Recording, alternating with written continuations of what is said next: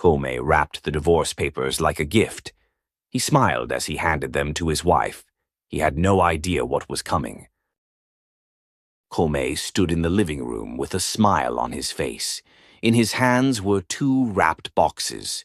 One was small and red, the other was flat and white. His wife, Ajiro, walked in from the kitchen. Her wrapper was loose around her waist. Her eyes were tired, very tired. "Ajiro," Kome called out. His voice was sweet like honey. "Come here, I have something for you." She stopped. She looked at him. Something felt wrong. Kome never bought her gifts. Not on her birthday, not on their anniversary, not even on Mother's Day. So why now? "Daddy, Daddy." Their 7-year-old son, Tega, ran into the room. Their 5-year-old daughter, Ify, followed behind him. "Go to your room," Kome said firmly. "Now!" The children's faces fell, but they obeyed. They walked slowly up the stairs. Ajiro watched them go. Her heart began to beat faster. "Open it," Kome said. He pushed the boxes toward her. Ajiro's hands shook as she took them. She opened the small red box first. Inside was a dress. It was plain, nothing special. She looked up at Kome. His smile had not moved. "Open the other one," he said. She opened the flat white box. Her breath stopped.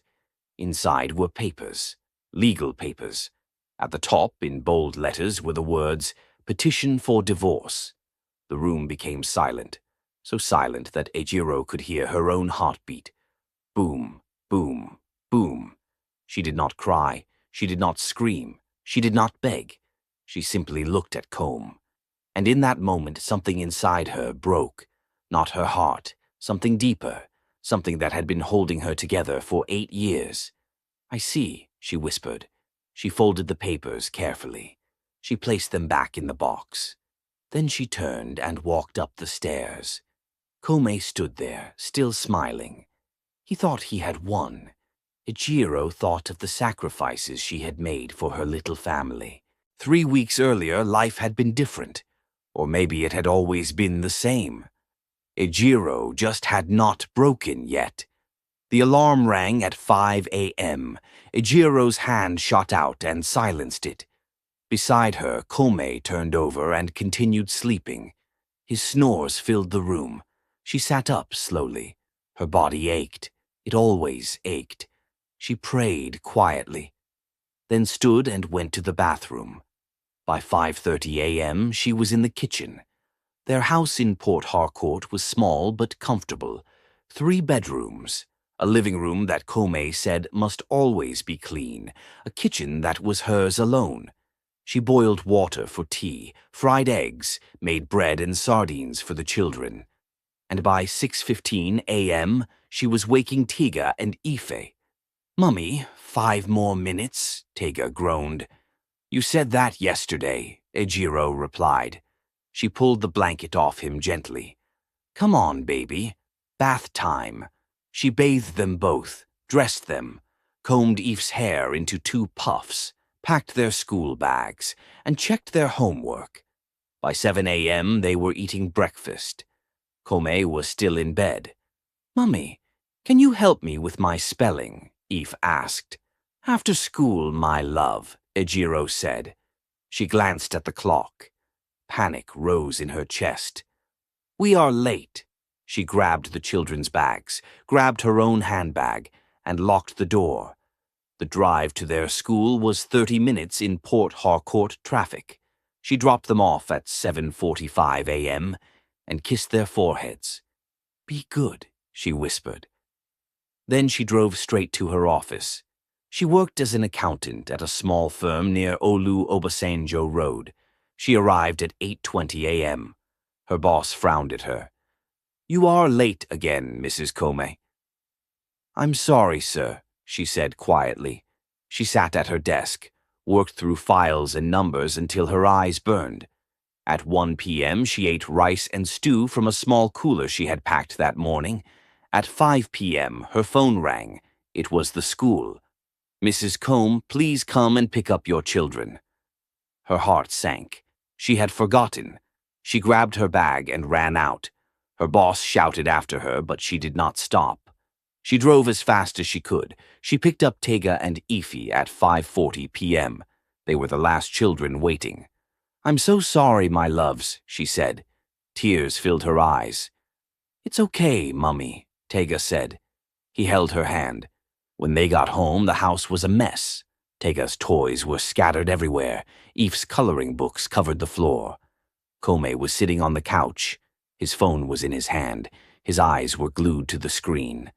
"Good evening," Ajiro said softly. He did not answer. She went straight to the kitchen. She began cooking jollof rice and chicken. The children came in, hungry and loud. They opened the fridge. They pulled out biscuits. They dropped crumbs on the floor. "Tega, Ife, be careful," Ajiro called out. But they were children. They did not listen. By the time Kome walked into the kitchen at 7:30 p.m., the floor was covered in crumbs. The sink was full of dishes. The children were eating at the table, rice smeared on their faces. Kome's face changed. "Ajiro!" His voice was like thunder. "Why is this house a mess?" Ajiro turned from the stove. Her face was tired. So tired. "I just got back from work," she said quietly. "I am trying." "Trying?" Kome laughed. It was a cruel laugh. "You are home all evening and you cannot even keep the house clean? What do you do all day?" "Lazy. That is what you are. Lazy." The word hit her like a slap. The children stopped eating. They looked at their father, then at their mother. "I am not lazy," Ajiro said. Her voice shook. "I work, I cook, I clean. I take care of your children." "My children?" Comb's eyes went wide. "So now they are only mine when it is convenient for you?" Ajiro opened her mouth to speak, but no words came. She was so tired, too tired to fight. She hissed under her breath. Then she turned and walked out of the kitchen. Kome stood there, his chest rising and falling. He looked at his children. They stared back at him with wide, confused eyes. "Your mother is disrespectful," he muttered. He grabbed his car keys, walked out of the house. The door slammed behind him. Ajiro sat on the edge of her bed upstairs. She did not cry. She just sat there, staring at nothing. And in that silence, something inside Comb's heart turned cold. He drove to a hotel that night. He lay on the clean white sheets, and he made a decision. He was done. Now back to the present. Ajiro packed a small bag. She took her clothes, her shoes, her Bible, nothing more. She did not take the children. She did not take the wedding photos. She did not even take the jewelry Kome's mother had given her. She walked down the stairs. Kome was sitting on the couch. He was smiling. Still smiling. "Goodbye, Kome," she said quietly. And then she was gone. Kome jumped up from the couch. He danced. He actually danced. He threw his hands in the air like a footballer who had just scored a goal. "Freedom!" he shouted. "Finally, freedom!" He laughed so loud that the neighbors could probably hear him. He called his friend, Emika. "My brother, I am free. That woman is gone. No more stress. No more wahala. I am a free man." Emika was silent on the other end. "Kome, are you sure about this?" he asked carefully. "Sure?" Kome laughed. "I have never been more sure of anything in my life." He hung up. He poured himself a drink. He sat on his clean couch in his clean living room. And he smiled. That night, he slept like a baby. The next morning, Kome woke up at 6:30 a.m. He stretched. He yawned. He looked at the empty side of the bed and smiled again. No Ajiro. No stress. Just peace. Then he heard it. "Daddy!" His eyes flew open. Tega was standing at the door. His school uniform was not on. His hair was not combed. He looked confused. "Daddy, where is Mummy?" Tega asked. Kome sat up slowly. He had forgotten. The children. He had to take care of the children. "Mummy traveled," Kome said quickly. She will be back. Soon. When? Eve appeared behind her brother. Her eyes were red. She had been crying. Soon, Kome repeated. He stood up. Now go and get ready for school. But Daddy, Tega said, who will bath us? Kome stared at him. Bath them? He had not bathed his children since he could not even remember. I will, Kome said. His voice did not sound sure. 1 hour later, Kome was sweating. He had tried to bath Aoife, but she cried because the water was too hot. He tried again, but then it was too cold. Tega refused to brush his teeth properly. Their uniforms were wrinkled. Aoife's hair was a disaster. Kome did not know how to make puffs. He tried using a comb, but she screamed, Daddy, it hurts. Stay still, Kome shouted back. By the time they were ready, it was 9 o'clock. School started at 7:30 a.m. They were more than an hour late. Kome grabbed his keys. He grabbed the children. He rushed them into the car. On the way, his stomach growled. The children's stomachs growled too. Daddy, we are hungry, Tega said. Kome's eyes widened. He had forgotten to make breakfast. He stopped at a roadside shop near Rumuola. He bought meat pie and Fanta for each of them. They ate in the car. When he finally dropped them at school, the security man shook his head. Oga, your children are very late. I know, Kome snapped. He drove off quickly. At work, his boss called him into the office. Kome, you are 2 hours late. This is not acceptable. I'm sorry, sir. It will not happen again. But even as he said it, Kome knew it was a lie. At 2 p.m., Kome's phone rang. It was the school again. Mr. Kome, please come and pick up your children. It is closing time. Kome looked at his watch. Closing time? Already? He had so much work to finish, but he had no choice. He left the office.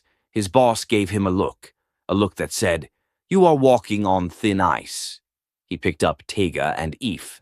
They climbed into the car, tired and hungry. Daddy, what are we eating? Eve asked. Comb's mind went blank. What would they eat? He did not know how to cook. Well, he knew how to fry eggs, maybe boil rice, but that was it. We will buy food, he said. He stopped at another shop. He bought fried rice and chicken for them. They ate in the car again. When they got home, the house was exactly as they had left it that morning. The dishes from yesterday were still in the sink. The children's toys were still on the floor. Everything was a mess. Daddy, can you help me with my homework? Tega asked. Kome looked at him. Homework. He had not even thought about homework. What subject? Kome asked. Mathematics, Tega said. He pulled out his notebook. Kome sat down. He looked at the questions. They were simple, addition, subtraction. But Tega did not understand. Kome tried to explain, but Tega still did not understand. He tried again, and again, and again. By the time he finished, it was 8 p.m. His head was pounding. Daddy, I'm hungry again, Eve said softly. Kome wanted to cry. How could they be hungry again? He went to the kitchen. He opened the fridge. There was nothing inside. Nothing. No rice, no stew, no soup, nothing. He grabbed his phone. He ordered pizza. It arrived 30 minutes later. The children ate, but they were not happy. Mummy does not give us pizza for dinner, Tega said quietly. Well, Mummy is not here, Kome snapped. Tega's eyes filled with tears. Kome immediately felt bad, but he was too tired to apologize. Go to bed, he said.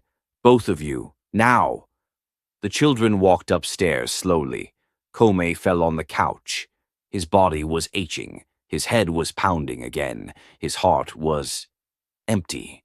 He picked up his phone. He tried to call Ajiro.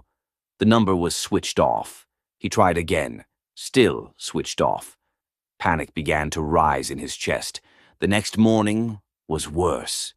Kome woke up at 5 a.m. this time. He was determined. He would do better. He went to wake the children, but Eve was crying. "My stomach hurts, Daddy," she sobbed. Comb's heart dropped. Was she sick? He touched her forehead. She was a little warm, not too hot, but warm. "What did you eat?" he asked. "The pizza," she whispered. Kome closed his eyes. Of course, the pizza. He should have given them proper food. He gave her some medicine. He made her lie down. Then he rushed to get Tega ready. When they were done, they got into the car and drove off. Tega suddenly shouted, "Daddy, I forgot my homework at home." Comb's eyes went wide. He looked at the time. They were already late. If they went back, they would be even later. We don't have time," Kome said. "But my teacher will punish me," Tega cried. Kome's chest tightened. He turned the car around. They drove back. Tega ran inside. He came back out with his notebook. They drove to school again. By the time they arrived, it was 9:30 a.m. The headmistress was standing at the gate. "Mr. Kome," she said sternly, "this is the third day your children are late. Is everything okay?" "Yes, Ma," Kome lied. "Everything is fine." But nothing was fine. Nothing. That evening, Kome went to visit his sister Ogen. She lived in Iliozu with her husband, Ben, and their 3 children. Kome had brought Tega and Ify to spend some time before going home. He could not do it any more all day. Not even for one more second. "Kome, what is wrong with you?" Ogen asked. She handed him a glass of water. "Nothing," Kome muttered. But Ogen was not fooled. She sat beside him. "Where is Ajiro?" she asked quietly. Kome did not answer. Ogene's eyes went wide. "Kome, what did you do?" He still said nothing, but his silence said everything. As Kome sat there, he watched his sister's husband, Ben. Ben was in the kitchen. He was cooking. His sister was sitting in the living room, resting. Their children were playing quietly. There was a housemaid, yes, but Ben was still helping. Kome felt something twist in his stomach, something painful. Was this what marriage was supposed to look like? He left his sister's house that night with a heavy heart. He drove home thinking. The house was silent, empty. He walked into the kitchen. The dishes were piled high. The floor was sticky. The living room smelled bad. He sat on the couch. And for the first time since Ajiro left, Kome felt something he had not felt before. Fear. Kome did not sleep that night. He lay in bed, staring at the ceiling. His mind would not stop racing. The dishes, the laundry, the children's homework, the school runs, the cooking. How did Ajiro do all of this, every single day? And she had a job, too. And even if she didn't have a job, this is a full-time job. The thought hit him like a stone to the chest. At 3 a.m. he got up. He went to the kitchen. He started washing the dishes. The water was cold. His hands became wrinkled. By the time he finished, it was 4:30 a.m. He was exhausted, but he still had to wake up the children in 30 minutes. This time he tried harder. He woke them gently. He bathed them carefully. He even attempted Eve's hair again. It still looked terrible, but at least he tried. He made them bread and tea. Simple, fast. They left the house at 7 a.m. They arrived at school at 7:35 a.m., only 5 minutes late. Kome felt like he had won a medal. But when he got to work, his boss was waiting for him. "Kome, we need to talk." Kome's heart sank. "You have been late 4 times this week," his boss said. His voice was hard. "Your work is suffering. Your focus is gone. What is going on?" Kome opened his mouth, but no words came out. What could he say? That his wife had left him? That he could not handle his own children? That he was drowning? I am going through some things at home, sir," Kome said quietly. His boss sighed. Fix it, Kome. Quickly, or I will have to take action. Kome nodded. He sat at his desk, but he could not focus. His phone rang. It was the school again. Mr. Kome, Eve is not feeling well. She has a fever. Please come and take her to the hospital. Comb's blood ran cold. Fever? Hospital. He grabbed his car keys. He did not even tell his boss. He just ran. He drove to the school as fast as he could. When he got there, Eve was lying on a bench in the school clinic. Her face was hot. Her eyes were half closed. My baby, Kome whispered. He picked her up. She was so small in his arms, so fragile. He drove to the hospital. The doctor checked her. Malaria. She had malaria. She needs rest, the doctor said, and proper care. Make sure she eats well. No junk food, and she must take her medicine on time. Kome nodded, but inside he was screaming. How would he do all of this? He took Aoife home. He gave her the medicine. He made her lie down. But Tega was still at school. He had to go back and pick him up. By the time he got Tega home, it was 6 p.m. Daddy, I'm hungry, Tega said. Kome looked at the kitchen. He had not cooked. He had not bought food. He had nothing. Let me make something, Kome said. He boiled rice, but he did not time it properly. The rice became soggy. He tried to fry stew, but it burned. The whole kitchen filled with smoke. Tega started coughing. Daddy, the food, Tega shouted. Kome turned off the stove. He stared at the burnt pot, and something inside him broke. He sat on the kitchen floor. He put his head in his hands, and he cried. Not small tears, big, heavy tears, the kind that come from deep inside your soul. Tega stood there, watching his father cry. He did not know what to do. Daddy, Tega whispered, are you okay? Kome looked up at his son, his 7-year-old son, and he felt shame, deep, burning shame. I'm sorry, Kome whispered. I'm so sorry. I didn't want you to see all my struggles. Kome took the children back to his sister's house that night.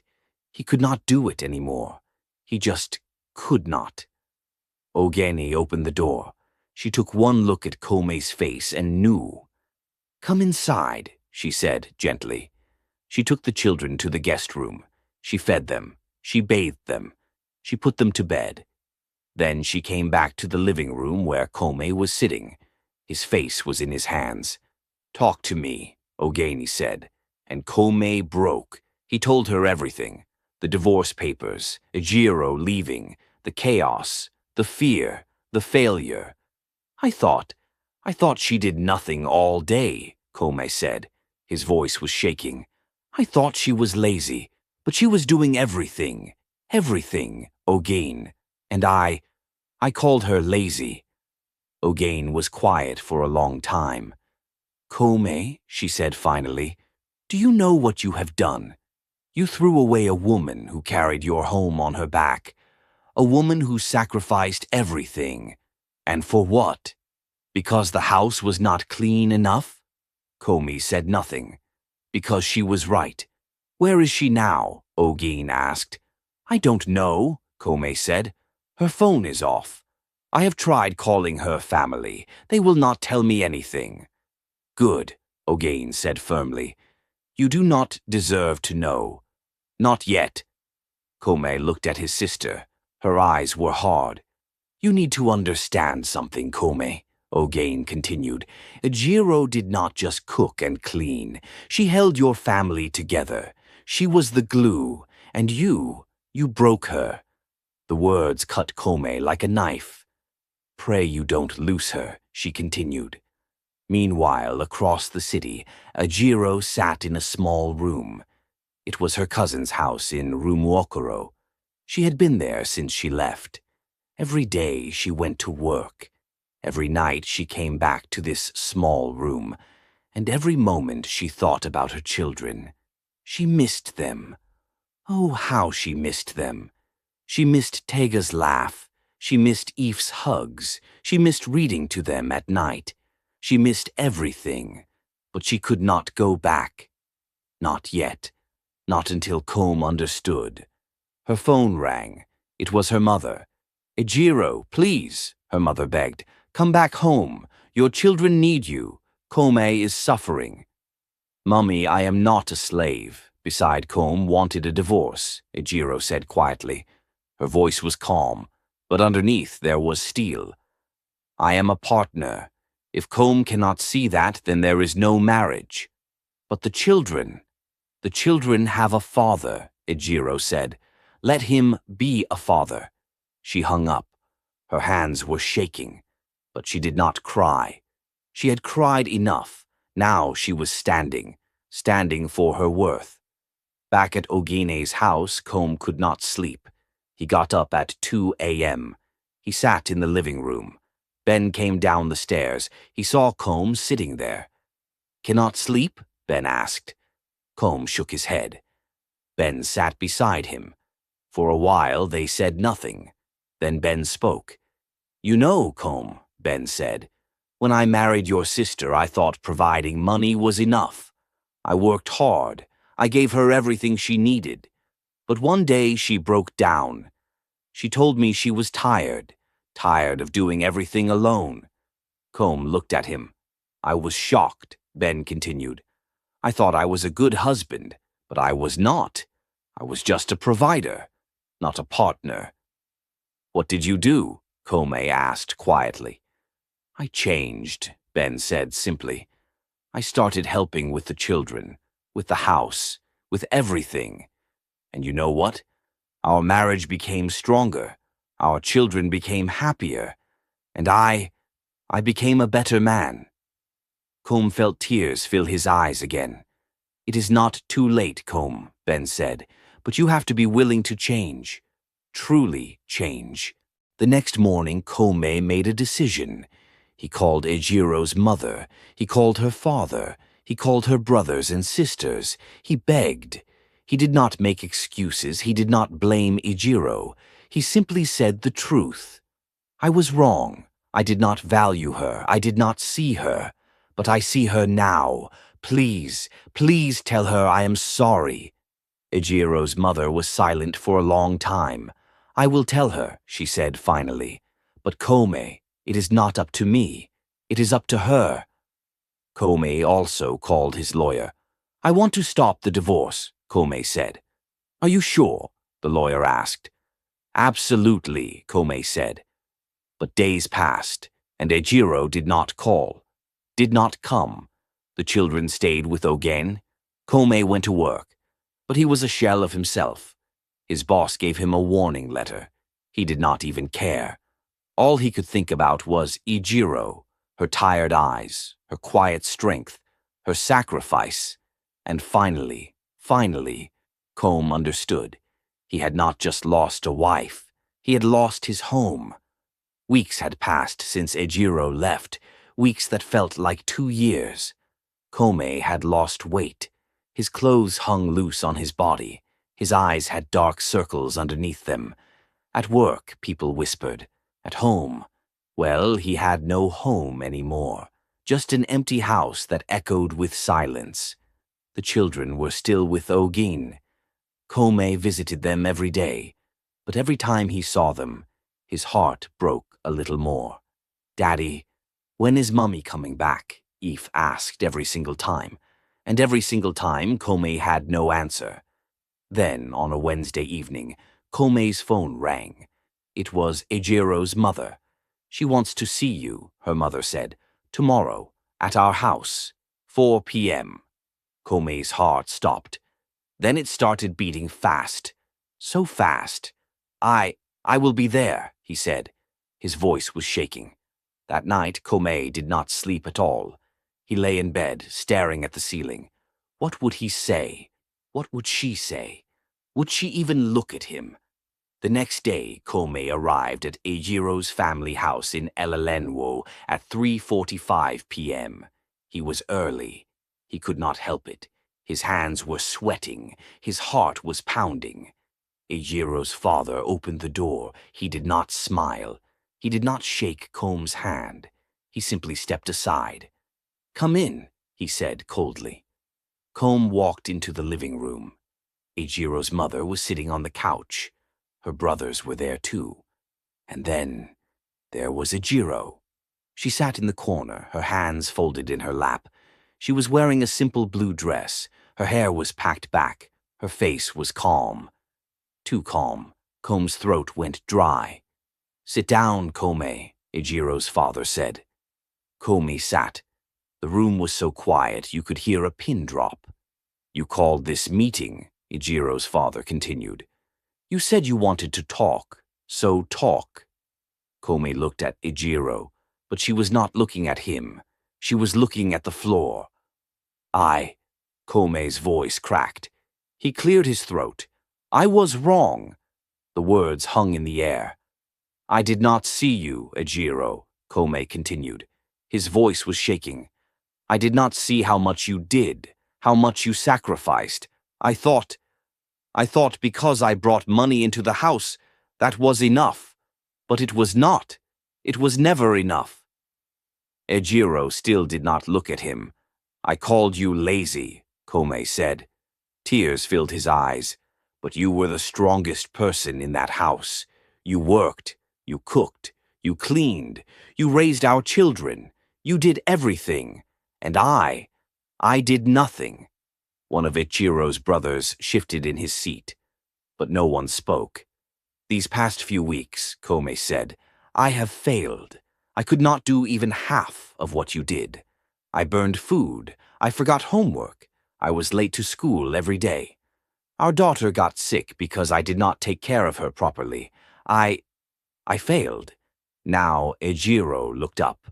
Her eyes met his, and in those eyes Kome saw pain. Deep, quiet pain. "You did not just fail at chores, Kome," Ajiro said softly. Her voice was calm, but every word cut like a blade. "You failed at seeing me as a human being. You failed at seeing me as your partner." Kome's chest tightened. "I am not a robot," Ajiro continued. "I am not a slave. I am your wife. Marriage is supposed to be a partnership, but you treated me like a servant." "I know," Kome said. His voice broke completely. "I know, and I am sorry. I am so, so sorry." Ajiro stood up. She walked toward him slowly. Kome looked up at her. Tears were streaming down his face. "Sorry is just a word, Kome," Ajiro said. "What I need is action. What I need is change." "I will change," Kome said desperately. "I promise. I will help with the children. I will help with the house. I will be present. Just come home, please." Ajiro looked at him for a long time. Then she looked at her father. "Daddy," she said quietly, "can you leave us alone for a moment?" Her father nodded. Everyone stood up and left the room. It was just Kome and Ajiro now. Ajiro sat down beside him. She was close, but not too close. "If I come back," she said slowly, "things will be different. Do you understand?" Kome nodded quickly. Yes, I understand." "We will get a housemaid," Ajiro said firmly. "Someone to help with the cleaning and the children. I cannot do everything alone anymore." "Yes," Kome said. "We will get a housemaid. I will arrange it." "And you," Ajiro continued, "you will be involved. You will help with homework. You will take the children to school sometimes. You will cook sometimes. You will be a father, a real father, not just a man who provides money." "I will," Kome said. "I promise." "And when I am tired," Ajiro said, her voice trembling slightly, "you will not call me lazy. You will not call me names. You will help me, because we are a team. Do you understand?" "I understand," Kome whispered. "I understand everything now." Ajiro looked into his eyes. She searched for something. Truth, maybe. Sincerity. And slowly, she nodded. "Okay," she said quietly. "I will come home. But Kome, if you go back to your old ways, I will leave. And this time I will not come back." "I will not go back," Kome said. He took her hand gently. I promise you, I will be the husband you deserve, the partner you deserve. 3 months later, life was different. Kome woke up at 5:30 a.m. now. He helped Ajiro with breakfast. He bathed Tega while Ajiro bathed Ify. They worked together, like a team. They had hired a housemaid named Blessing. She helped with the cleaning and the laundry, but Kome still helped. He washed dishes after dinner. He mopped the floor on weekends. He even learned how to make If's hair into proper puffs. On Tuesdays and Thursdays, Kome took the children to school. Ajiro was shocked the first time he did it without being asked. You are taking them? She said, her eyes wide. Yes, Kome said simply. You did it alone for 8 years. Now it is my turn. Ejiro's eyes filled with tears. But this time they were happy tears. At work, Kome's boss noticed the change too. Kome, you seem different, his boss said one day. I am different, sir, Kome replied. I learned what truly matters. One evening, the family sat together in the living room. Tega was reading a book.